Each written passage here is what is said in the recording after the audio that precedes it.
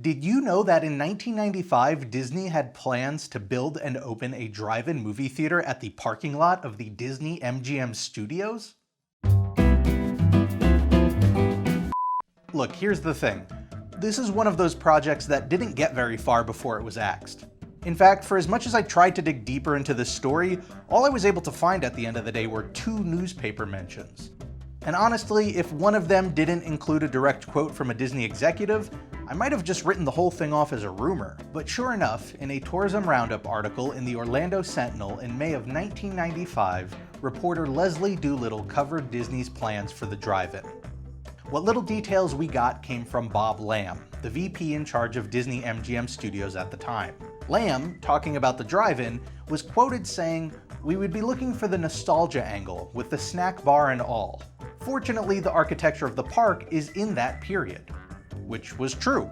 The park's focus spans a few eras, including the 1950s, which is when the drive-in saw its rise in popularity. The plans included using part of the parking lot to show both newer Disney films as well as Disney classics. And Lamb went on to suggest that whenever possible, Disney characters relevant to the films being shown would be set up as meet and greets before and after the movie.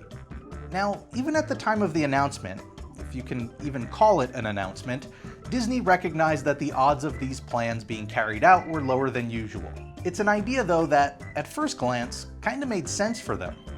This was an era of Disney that wanted to grab any market that might have been a part of a Florida vacation. Whether it was their own hotels, golf courses, water parks, backlot tours, shopping centers, nightclubs, cruises, or timeshares, if people were likely to partake in it during a vacation, Disney wanted to be the ones selling it to you. And while going to the movies on vacation isn't really high up on that list, it was still a possibility. More so when you consider that Disney was known for their films.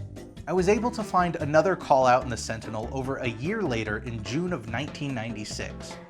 It had no Disney quotes or any new details, but it suggested that the closing of Orlando's last 3 drive-ins that year hadn't impacted Disney's own plans. Funny enough, that was the last mention of the project I was ever able to find. So, maybe it did impact their plans. Now, there are countless reasons why the project might have been canceled. The most obvious being that while the park banked on nostalgia, the business model of the drive-in was still a failing one. By the end of the 1950s, there were reportedly just over 4,000 drive-in theaters across the United States. By 1995, that number had plummeted to just under 600. So unlike the other business ventures that Disney was trying to get a slice of at the time, this wasn't one that looked like it was going to grow anytime soon. It also could have been seen as a conflict of interest. At the end of 1988, a 10-theater AMC called the Pleasure Island 10 opened at the Disney Village. Now, Disney didn't, and still doesn't, own AMC, at least not yet, so it's not that they'd be competing with themselves directly. However, they did own the land that AMC was leasing, and it stood as a value add to the Disney Village experience. So at the end of the day, they had reasons to want the AMC to do well, and so the drive-in might still have been seen as working against their own interests. It also raised some logistical issues.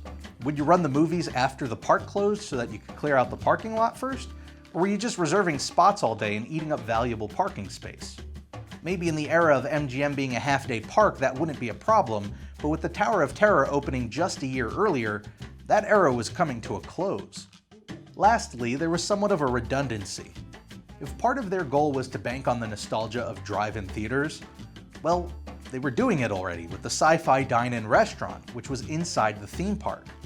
That opened in 1991, so it was already around for about 4 years before this idea showed up. It's not a one-to-one comparison to an actual drive-in since it was a restaurant and it didn't play full movies or anything, but it might have been close enough to be seen as self-sabotage. Guests might have wanted that nostalgic feeling enough to do one or the other, but possibly not both. Whatever the reason, the concept just kinda fell off the face of the earth. Normally, I don't think I'd cover something so inconsequential. It was a Disney project that never got formally announced, never offered any concept art, no details, no timetables. That's also kind of why I wanted to talk about it. This unrealized drive-in movie theater represented a little slice of a different era of the Walt Disney Company. It was from a time where a VP of the parks had no problem talking to the press about ideas they were working on that weren't a sure thing yet. It was a part of that same era where they wanted to throw a last-second birthday celebration for Mickey and just threw together an entire land practically overnight.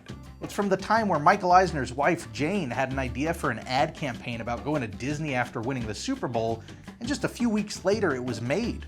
There was this loose experimentation and sense of freedom when it came to what the company could do.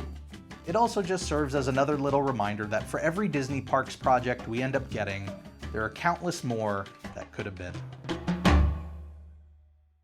I want to thank you all for watching, and I want to take a moment to thank my patrons. Because of your support, this channel is able to grow and evolve without me having to take a couple of minutes at the front of every video to plug a, meal prep service or a VPN or a mobile game. Midway to Main Street wouldn't be what it is today without you, so thanks. If you want to learn more about the Patreon campaign and all of the behind-the-scenes stuff that it offers, head on over to patreon.com/robplays.